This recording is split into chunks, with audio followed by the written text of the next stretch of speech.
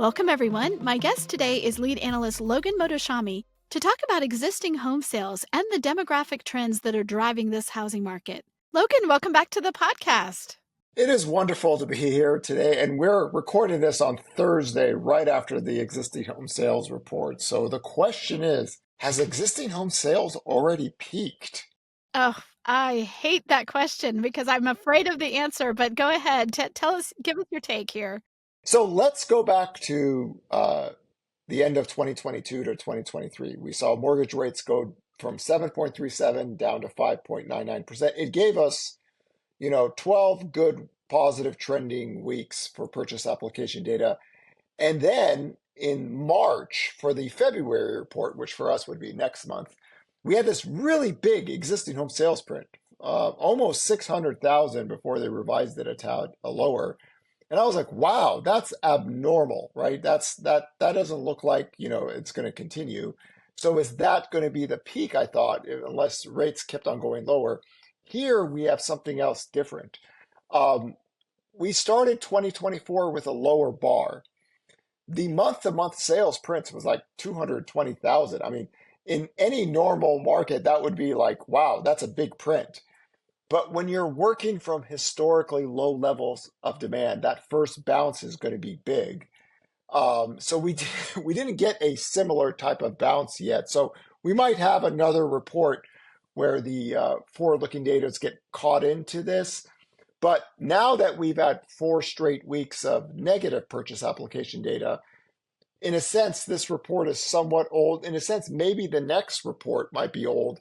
And where we are right now is, mortgage rates we're just hovering around this 4 million level that we've done all of last year, whether it's a little bit above or a little bit below. We trend around here until mortgage rates get lower and the forward-looking demand gets better. Now, let's just assume a hypothetical mortgage rates didn't stop going down and headed down toward 5.875%, and then we just hover around 5.875 to 6.25. There's where you actually would have had more positive purchase application data. And I would say that, if you have 12 to 14 weeks of positive data, you have something. We had 8. Right? So we never even got to that mark that I always look for. So this was a bounce, a noticeable bounce, but in context, we were working from record lows. So we have to keep always mindful of the forward-looking housing data and where this goes. And of course, as we've seen, when rates stopped going down and got up to above 7%, it's impacted the weekly data. Nothing like what we saw in 2022 when home sales were crashing, but I always say that you can hover around here in the 4 millions, but you really need lower mortgage rates for longer if you want sustainable growth in demand. It's really interesting that the reason that you do the tracker is you're looking at forward-looking data. We're trying to give people the most up-to-date information on inventory, 10-year yield, purchase apps, what's going on with the number of homes that are taking price cuts, because all of that forward-looking data, if you don't know that, then you're looking at this existing home sales and you might come up with a completely different conclusion. Yeah, I saw that right away on Twitter where people go, oh, look, existing home sales are going up even with higher mortgage rates. No, that's not how it works. It's old data, right? That's why we always say the tracker is the best in capturing current and forward-looking data. If mortgage rates had been trending the same direction and the forward-looking data was positive, then okay, we could keep growing from here, and we might have another positive month-to-month report in February. The year-over-year declines are we almost went actually flat to positive just because the comps were easy. But next month we're going to have actually a harder comp year-over-year. But again, when you're working from such low levels of demand, if you had a really positive forward curve in demand, you would be printing. It's like what we had in COVID. Remember in COVID, we had the decline and then everything stopped and we were pushing like 15, 20% year-over-year gains in purchase application data. The forward-looking data looked great. I mean, it was just like games on. And I always try to caution people, we don't have that marketplace here, right? Back then, it was a 3% mortgage market world. Could you imagine the housing market if rates were back at 3% again? Everything's different. We're having a whole different conversation, but we're higher for longer on rates, and this is what happens. But as you can see, rates just moving from 8% down to 6.63%. Just that, because the bar is so low, you can grow sales from here. And then, we'll just track the forward-looking data because last year the same thing happened. It's weird. The same thing happened last year where rates went lower, and then February rates spiked up to 7%, and the forward-looking data got negative, and then it was just like a back and forth. The risk is if the 10-year yield breaks above 4.34%, and as I'm talking to you today, jobless claims data came in really good. The manufacturing data beat to the upside, and the 10-year yield didn't break above 4.34%. Everybody was asking, hey, why isn't rates going up higher? Or why would that? I say, this is a very key technical level. This is one of these things where the technical level overrides the economic data. If the Fed didn't kind of change its tune late last year, that they were really restrictive, if they still wanted to, we need to crush the economy. Trust me, we're already, we're near 5% mortgage rates already, or 5% 10-year and 8% mortgage rates. But they have moved from that. Okay, we don't want to be really restrictive to this. So I always tell people, boy, it could be a lot worse than what we're dealing with right now. We could still be dealing with, 7.5 to 8% mortgage rates, and the Fed just constantly talking about attacking the labor market, attacking the economy, and needing to grow below trend. And they've kind of abandoned that because the growth rate of inflation fell faster, even with all those things. So it was a bounce. It was a bounce in sales. We were anticipating we might get one more positive month-to-month print, but we then now really have to follow the tracker data, right? And people that don't follow the tracker, they probably wouldn't know what we're talking about, but the forward-looking data started to get weaker as rates rose. Boy, I love that glass half full mentality. It could be much worse because it's true. I mean, it's true, even though it's hard to stomach if you're in the real estate and mortgage industry and you've been holding on, hoping for better rates coming. And we saw a little glimpse and we thought, it gave us a lot of optimism for the spring. And it just hasn't turned out the way that I think many people hoped that it would, that we would see those, lower and holding instead of going back up.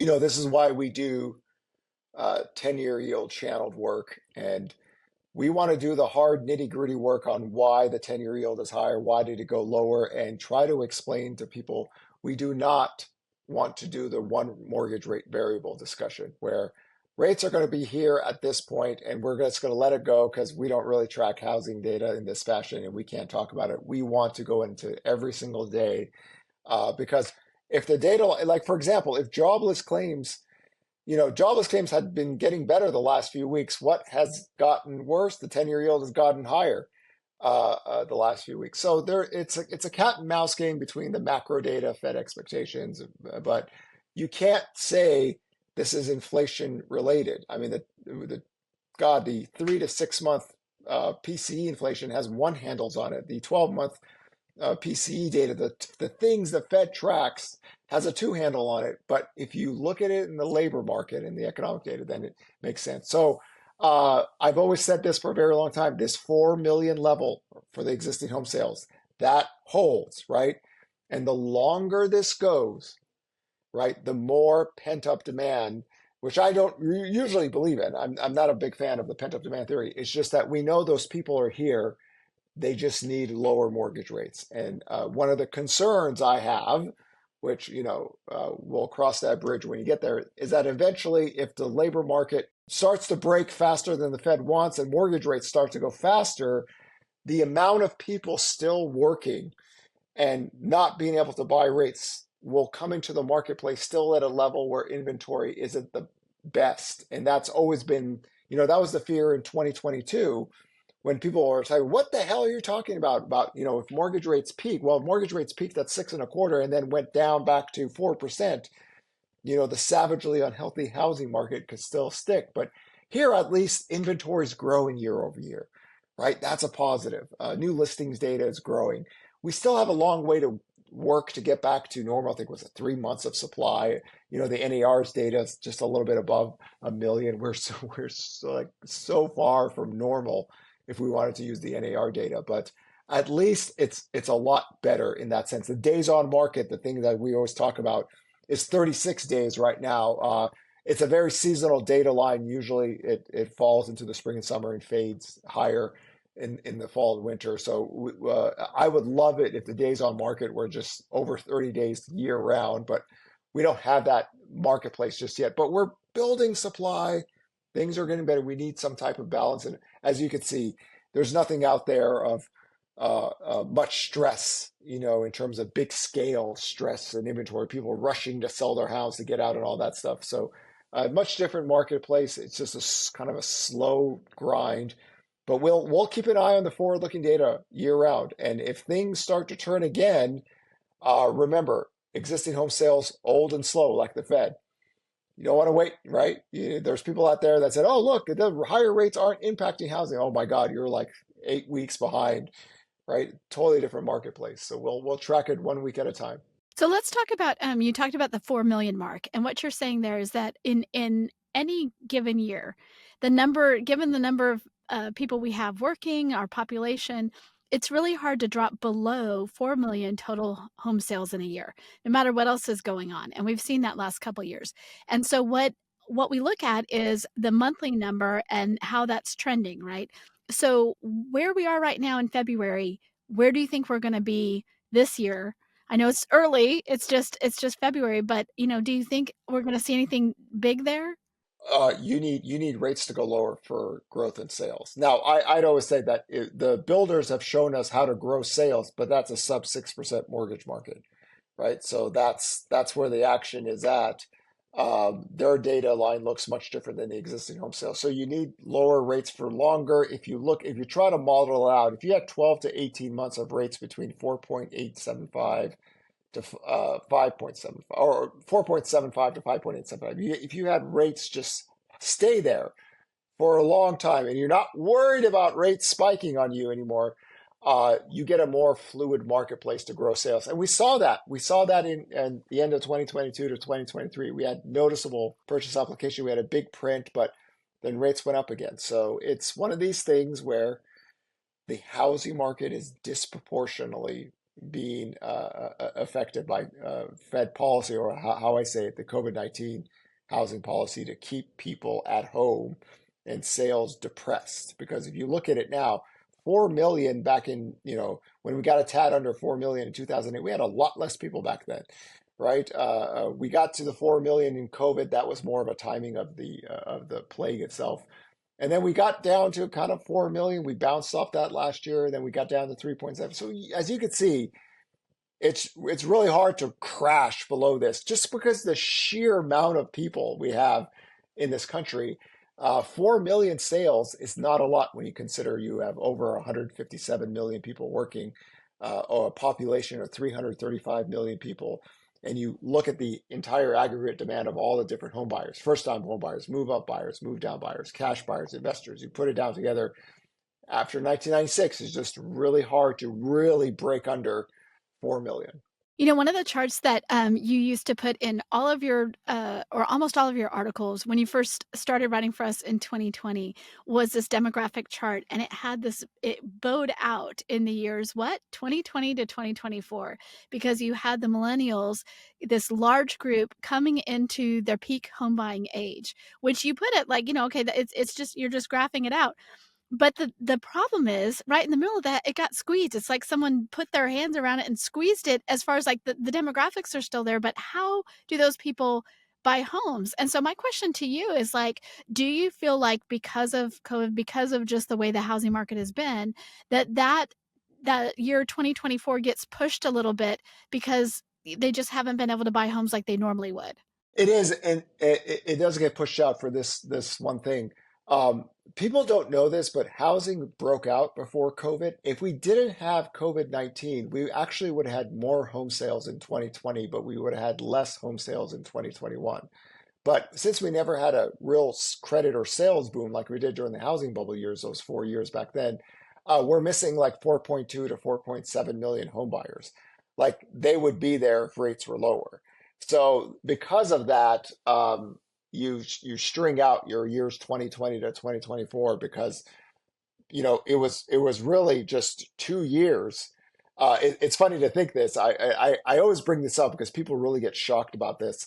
When I tell people we only had 130,000 more existing home sales in 2020 than we had in 2017, and people just go, "There's no way it was." I said, "Yeah, it was." And if I average out the 2 years, 2020 and 2021, it's only like 370,000 more per year because 2021 had a lot of the makeup demand flipped into that year. So it's not like sales were like record breaking like we saw during the housing bubble year. So you have those people there, but again, you pull the trigger when rates go lower, right? That's what we've seen in the data. After qualified mortgage in 2013 and 14, rates go up, demand goes down, rates fall, demand goes up. We saw it in 2018, 19, rates go up, demand falls, and rates go down, demand picks up. Same thing here. Both the last 2 years, we saw it again.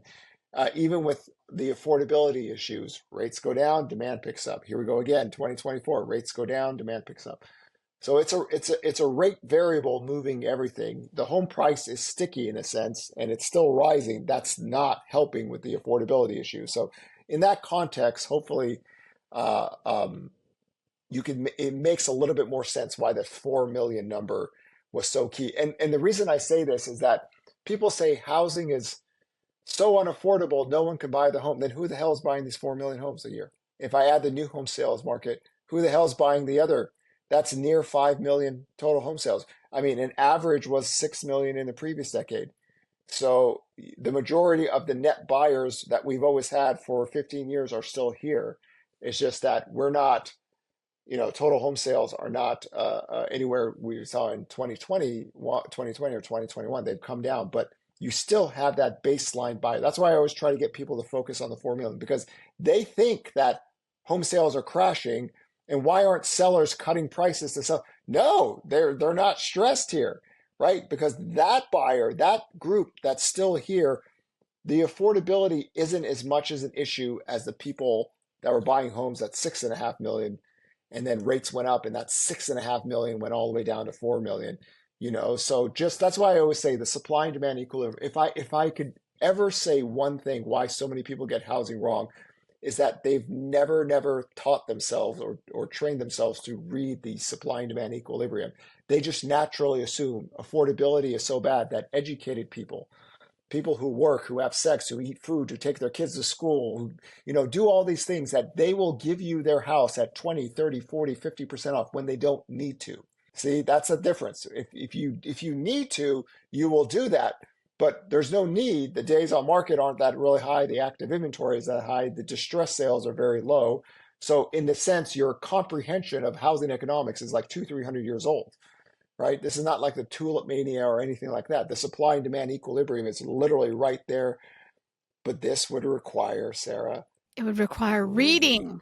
And the history of human civilization has taught us that those that don't read, they are at a disadvantage against those that do read, right? This is why we always try to stress reading so much. And then after you read, you go, okay, this starts to make a little bit sense because the median sales price was up 5% year over year, and this is a kind of a later data line, and they're like, what the hell's going on? And just remember, not a lot of people like to take the median sales price of anything. Because of the shift of sales, you usually take Case-Shiller, Zillow, FHFA, Fannie Mae, Black Knight, these kind of things that take the trend sale directions, gives you a better idea of where home prices are going. And we have we still have these crazy people on the internet that take the census HUD data and like home prices were down 15% in 2023. And I'm like, oh my God, read a book, just one book, you know? Or the tracker. Just read the tracker. That would be good enough. Okay, well let's stay on demographics here for a second. So demographics are really they're a big factor in housing. So one thing right now, we have a ton of baby boomers who are holding on to their homes, who are staying in there. There's no silver tsunami because they don't want to sell.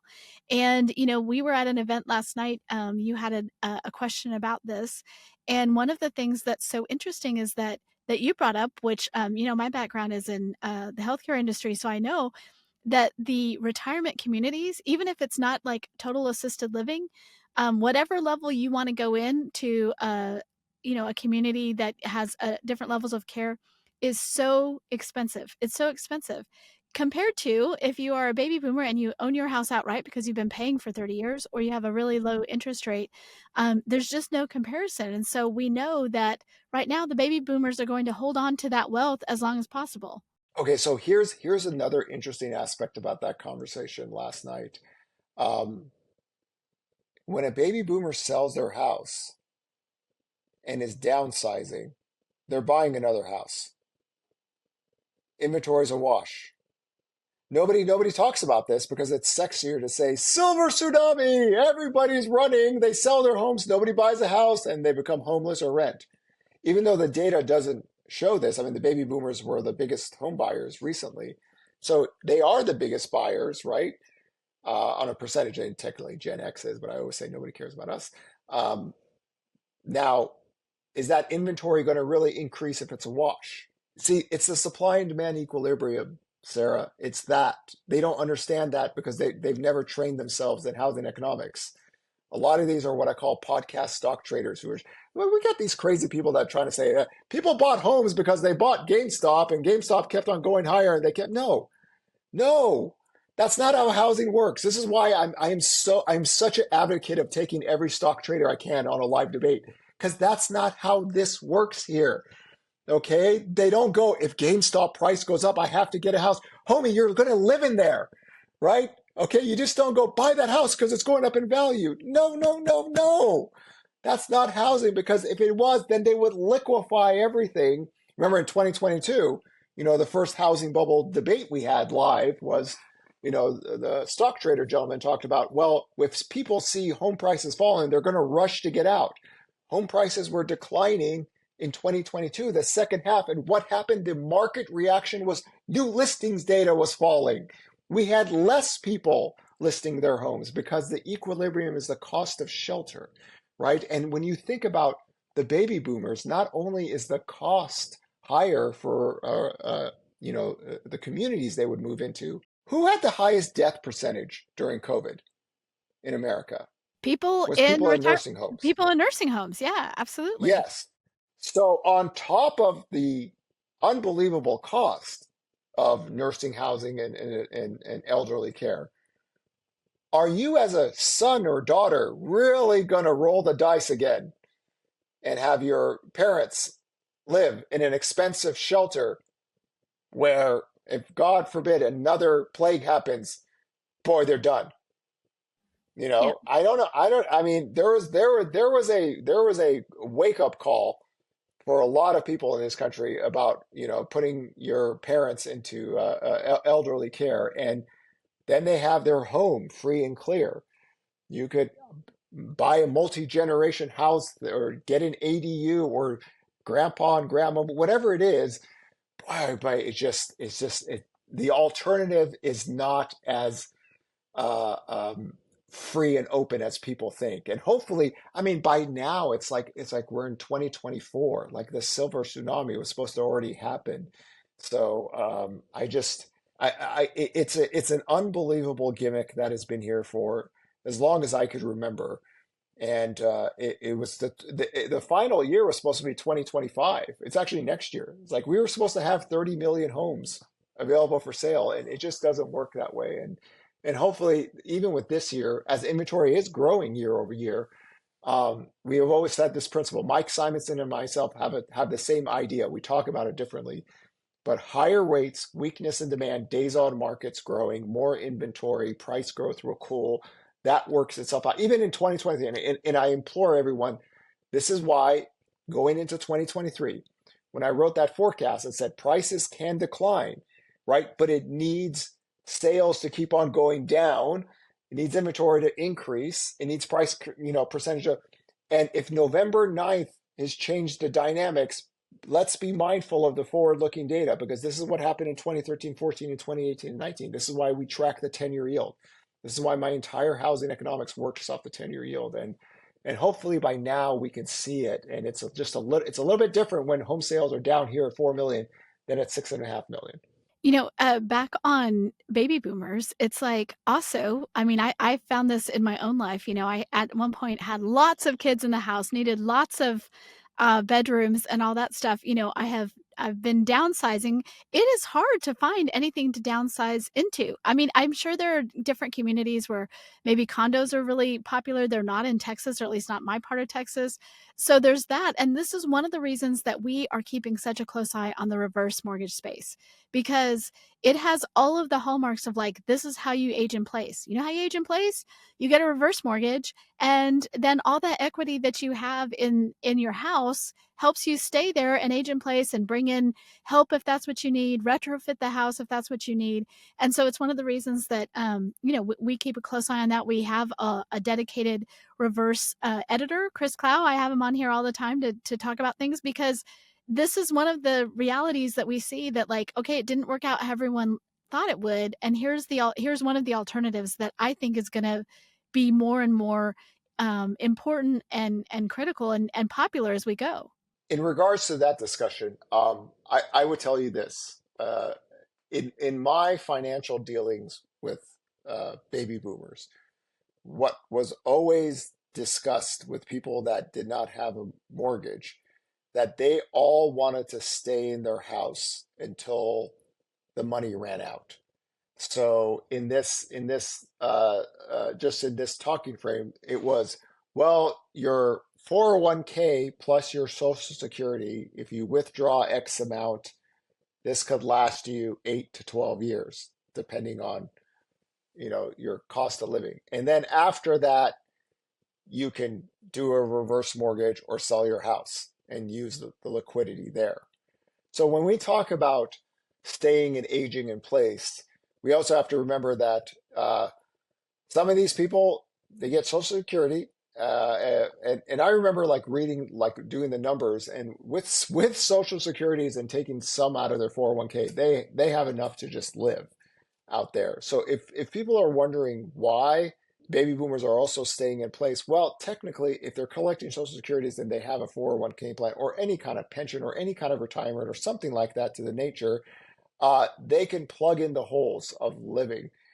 If you're obviously still working, then you're going to live in your house and you get some kind of income. So when we think about these dire baby boomers rushing and selling 20 or 30 million homes or whatever, I don't. Again, I say this: they don't have the training, right? They're not. I question even how versed are they in the financial markets, even because as the stock market rises, right, retirement plans grow, more money can be pulled out each month, right, and more money can be earned on the retirement fund. So in that sense, it, I mean, this would never happen, but if you cut the stock market down 50%, and then you would force some people to make some choices, but that's just not the case. Again, all these different variables go into the whole enchilada, right?